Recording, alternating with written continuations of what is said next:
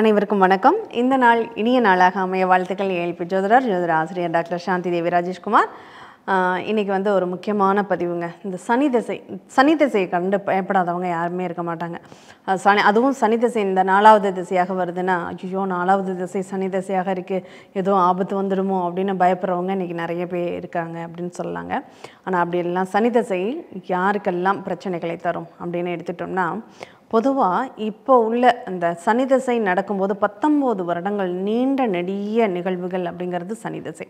இந்த சனி திசையை பொறுத்தளவில் இந்த சனி திசை நடக்குதுன்னா அது 3 நட்சத்திரங்களுக்கு மட்டுமே இந்த சனி திசை தொடர்பில் இருக்கும். ஒன்று பூச நட்சத்திரம், அனுச நட்சத்திரம், உத்திரட்டாதி நட்சத்திரம்.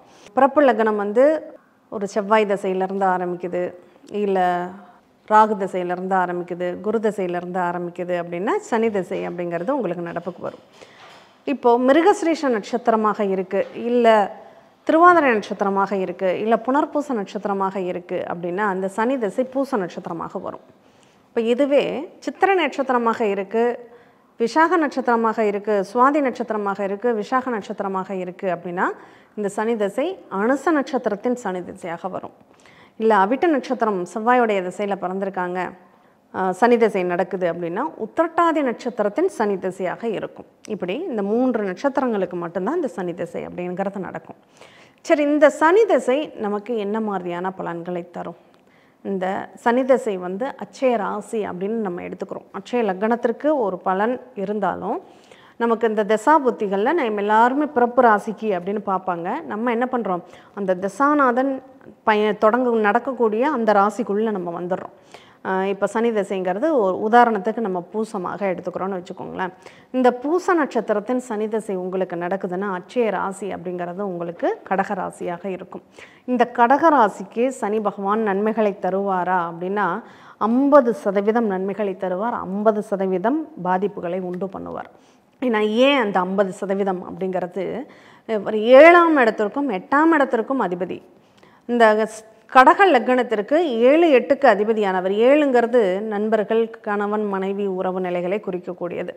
அப்போது இது பாதி, இப்போ நான் ஆண் பாதி பெண் பாதிங்கிற மாதிரி கணவன் பாதி மனைவி பாதி சேர்ந்து தான் ஒரு குடும்பம். அதனால் பாதி மனைவி சார்ந்த நிகழ்வுகளை, நண்பர்கள் சார்ந்த நிகழ்வுகளால் நமக்கு ஒரு நல்ல பலன்களை கொடுக்கும்னு வச்சுக்கோங்க. ஆனால் அதுவே 8ஆம் இடத்திற்கும் அவர் அதிபதியாக இருக்கிறதுனால அவர் நிற்கக்கூடிய இடம்னு ஒன்று இருக்கு இல்லையா. இந்த சனி திசை நடப்பவர்களுக்கு, அதுவும் கடக லக்னம் அட்சய ராசியாக, அந்த கடக அட்சய ராசியாக செல்லக்கூடியவர்களுக்கு சனி பகவான் எங்கெங்கே இருக்கக்கூடாது தெரியுமா? இந்த சனி பகவான் தனுசில் நிற்கக்கூடாது, அடுத்து கும்பத்தில் சனி பகவான் நிற்கக்கூடாது, அடுத்து மேஷத்தில் சனி பகவான் நிற்கக்கூடாது, அடுத்ததாக மிதுனத்தில் சனி பகவான் நிற்கக்கூடாது. இந்த இடங்களில் இருக்காங்க அப்படின்னா இந்த சனி திசையை கண்டு நீங்கள் அப்போ தான் பயப்படணும்.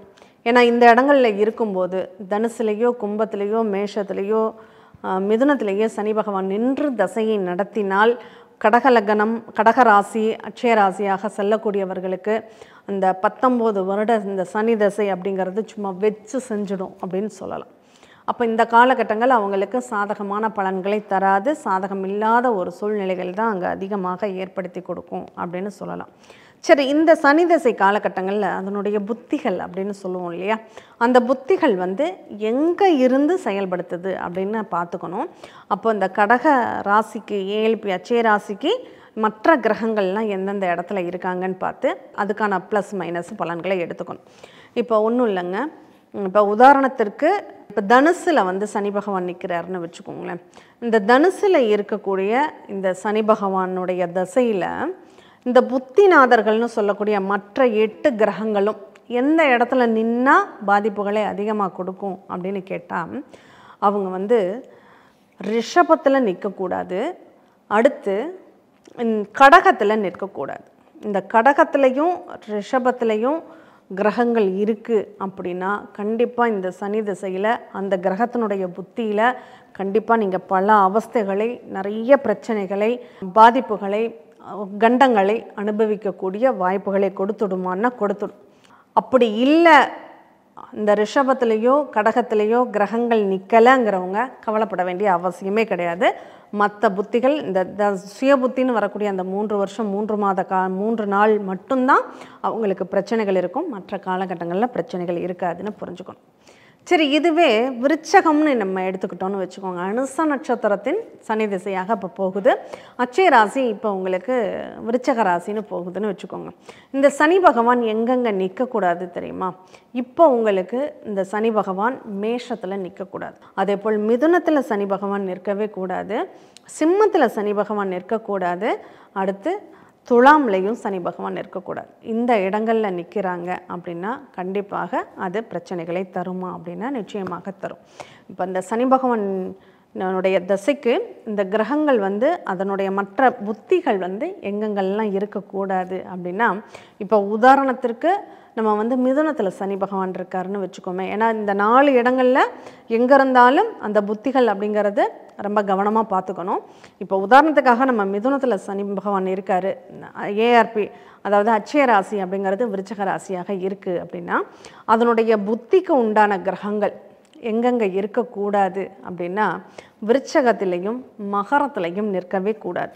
இந்த விருச்சகத்திலையும் மகரத்திலையும் புத்தி கிரகங்கள் எந்த கிரகமாக இருந்தாலும் சரி, சனி தவிர கிரகங்களில் எந்த கிரகமாக இருந்தாலும் சரி, இந்த விருச்சகத்திலேயோ அல்லது மகரத்திலேயோ நிற்குது அப்படின்னா கண்டிப்பாக அந்த திசை அவங்களுக்கு சாதகமான பலன்களை ஏற்படுத்தாது. நிறைய பிரச்சனைகளையும் இன்னல்களையும் சிக்கல்களையும் சந்திப்பாங்க அப்படிங்கிறத நம்ம தெளிவாக தெரிஞ்சுக்கலாம். அடுத்ததாக மீனம். இந்த மீனத்தில் உத்திரட்டாதி நட்சத்திரத்தின் சனி தசை அப்படின்னு பார்க்கலாம். இந்த 19 வருஷம் நடக்குதுன்னு வச்சுக்கோங்க. அட்சய ராசி இப்போ மீன ராசி உத்திரட்டாதி நட்சத்திரத்தினுடைய சனி தசையாக வேலை செய்யுது அப்படின்னா, இப்போ உதாரணத்துக்கு இந்த சனி பகவான் எங்கெங்கெல்லாம் இருந்து தசையை நடத்தக்கூடாது அப்படின்னு கேட்டிங்கன்னா, சிம்ம ராசியில் சனி பகவான் இருக்கக்கூடாது, துலாம் ராசியில் சனி பகவான் இருக்கக்கூடாது, தனுசு ராசியில் இருக்கக்கூடாது, கும்பராசியில் இருக்கக்கூடாது. இந்த 4 இடங்களில் சனி பகவான் நின்று தசையை நடத்துதுன்னா ஜாதகர் சொல்ல முடியாத அவஸ்தைகளையும் துன்பங்களையும் துயரங்களையும் சிக்கல்களையும் சந்திப்பாங்களா அப்படின்னா கண்டிப்பாக சந்திப்பாங்க. சரி, என்ன மாதிரியான பிரச்சனைகள் அங்கே ஏற்படும்? நிறைய ஆசைப்பட்டு வரையம் பண்ணுவாங்க. பேராசையினால் பெரும் நஷ்டம் ஏற்படும் அப்படிங்கிறத புரிஞ்சுக்கணும். இப்போ வெளிநாட்டுக்காக பணம் கட்டுவாங்க, அந்த கட்டின பணமும் வராது. இவங்க போயிட்டு 3 மாதத்தில் போன மச்சான் திரும்பி வந்தான் புதுமுகத்தோடன்னு ஒரு பழமொழி சொல்லுவாங்க. அந்த மாதிரியான ஒரு சூழ்நிலைகளை கொடுத்துடும். அதனால் இந்த சனி பகவான் நிற்கக்கூடிய நிலைகளுக்கு தகுந்த மாதிரி தான் நம்ம பலன்கள் அப்படிங்கிறது நமக்கு வேலை செய்யும். அதனால் 10ஆம் 4வது காலமாக சனி திசை வந்ததுன்னா ஆகாது அப்படிங்கிறதெல்லாம் தயவு செஞ்சு நம்ப வேண்டாம். அதனால் இந்த சனி திசை எப்போது நடக்குது, இந்த நான் சொன்ன இந்த 3 அட்சய ராசிகளை எடுத்துக்கும் போது இந்த இடங்களில் மற்ற கிரகங்கள் நிற்கிது அப்படின்னாலோ அல்லது இந்த சனி பகவான் இந்த பாவங்களில் நிற்கிதுனாவோ நீங்கள் கவனமாகவும் எச்சரிக்கையாகவும் இருக்கணும். சரி, இந்த சனி திசையில் நம்ம என்ன பரிகாரங்கள் செய்யணும், என்ன அதுக்கு கஷ்டங்கள் ஏற்படுதுன்னா அதை தவிர்ப்பதற்கு என்ன பண்ணணும் அப்படின்னு கேட்டால், ஃபஸ்ட்டு சனி பகவானுக்கு பிரீத்தி அப்படிங்கிறது என்ன தெரியுமா? சுந்தரகாண்டம் பாராயணம் பண்ணுவதே. இந்த சுந்தரகாண்டத்தை படிக்கிறவங்களுக்கு சனி பகவான் ஒரு தொல்லையும் தரமாட்டாருங்க. இந்த 19 வருஷம் சனி திசையில், குறிப்பாக அந்த சனி திசை ஆரம்பித்த 3 வருஷம் 3 மாத காலகட்டங்கள் கண்டிப்பாக நீங்கள் சுந்தரகாண்டம் நலபுராணம் படிக்க வேண்டும். இந்த சுந்தரகாண்டமும் நலபுராணமும் படிக்கிறீங்கன்னா அது கண்டிப்பாக உங்களுக்கு சாதகமான பலன்களை தரும். இன்னொன்று, இந்த கடகத்தில் பூச நட்சத்திரம் அட்சய நட்சத்திரமாக போகும்போது சனி திசை நடக்குதுன்னா அவங்க அந்த பைரவாஷ்டகம் படிக்கிறது ரொம்ப ரொம்ப சிறந்தது. கால பைரவ அஷ்டகம் அப்படின்னு சொல்லுவாங்க. அந்த பைரவ அஷ்டகம் படிக்கிறதும் நாய்களுக்கு உணவிடுவதும் அவங்களுக்கு ரொம்ப சிறப்பான பலன்களை தரும் அப்படின்னா நிச்சயமாக பலன்களை தரும். சரி, இந்த மீனத்தில் அட்சய ராசியாக நடக்குது, இவங்க என்ன பண்ணலாம் அப்படின்னா அவங்க பறவைகளுக்கு உணவாக போடலாம். இந்த மாதிரி அதுவும் முக்கியமாக காகத்திற்கு உணவு இடுவது ரொம்ப சிறப்பான பலன்களை தரும். இதுவே அனுச நட்சத்திரத்தினுடைய சனி திசையாக போகுது அப்படின்னா கால்நடைகளுக்கு உணவுகளை கொடுக்கலாம். அது பசுவாக இருந்தாலும் சரி, காக்கா குருவி ஜீவராசிகளாக இருந்தாலும் சரி, கால்நடைகள்னு சொல்லக்கூடிய ஜீவராசிகளாக இருந்தாலும் சரி, ஆடு மாடு நாய் போன்றவற்றிற்கு உணவு கொடுக்கலாமா? தாராளமாக கொடுக்கலாம் அப்படின்னு சொல்லலாம். அதனால் இந்த சனி பகவானுக்கு பிரீத்தி என்பதே மற்றவர்களுக்கு தான தர்மங்களை செய்வதும், முதியோர்களுக்கு பணிவாக நடக்கிறதும், முதியோர்கள்ட்ட ஆசீர்வாதம் வாங்குவதும், ஊனமுற்றோர்களுக்கு உதவி செய்வதும், உடல் குறைபாடு உள்ளவங்களுக்கு உதவி செய்வதும் தான் அவங்களுக்கு திருப்திப்படுத்தக்கூடிய ஒரு பரிகாரம் அப்படின்னு சொல்லலாம். இதை கண்டிப்பாக கடைபிடிங்க. பாதணி அப்படின்னு சொல்லக்கூடிய செருப்பு வாங்கி கொடுக்குறதும், கம்பளி போர்வை வாங்கி கொடுக்குறதும் இந்த சனி பகவான் பகவானுக்குரிய சனி திசையில் உள்ள மிகச்சிறந்த பரிகாரம். இந்த சனி திசை 19 வருஷத்துக்கும் நீங்கள் அப்போதைக்கப்போ ஏதாவது ஒரு பொருள்களை தான தர்மங்கள் கொடுத்துக்கிட்டே இருக்கணும். ஏன்னா நீதிமான் சனி பகவான். கஷ்டங்கள் வருது அப்படின்னா என்ன காரணங்களுக்காக அந்த கஷ்டங்கள் வருது? இப்போ பணத்தினால நமக்கு கஷ்டங்கள் வருதுன்னா அப்போ யாருக்கோ ஒரு பணம் சார்ந்த நிகழ்வுகளை நம்ம பிரச்சனைகளை பண்ணியிருக்கோம். அதனுடைய தீர்ப்பாக தான் இங்கே சனி பகவான் நமக்கு பண பிரச்சனையை உண்டு பண்ணுறாருன்னு புரிஞ்சுக்கிட்டு இல்லாதவங்களுக்கு நம்ம பணமாக தான தர்மங்களை பண்ண வேண்டும். இப்போ அதுவே எனக்கு சாப்பாடு நேரத்துக்கு கிடைக்கல அப்படின்னு சொன்னால் அந்த சாப்பாடு இல்லாதவங்களுக்கு உணவு வாங்கி கொடுக்கணும் அப்படின்னு இப்படி ஒவ்வொன்றுக்குமே ஒவ்வொரு பரிகாரங்கள் உண்டு. அதனால் உங்கள் ஜாதகத்தில் சனி பகவான் இருக்கக்கூடிய நிலையை எடுத்து நீங்கள் பரிகாரங்களும் பலன்களையும் பாருங்கள். ஜென்ரலாக இந்த சனி பகவான் பிரீத்தி அப்படின்னாவே கால பைரவர் பரிகாரம், நலபுராணம் படிப்பதும் சுந்தரகாண்டம் பாராயணம் பண்ணுவதும் சனி பகவானுக்குரிய சிறந்த பரிகாரம். மீண்டும் இனியதொரு நிகழ்வில் பார்ப்போம்.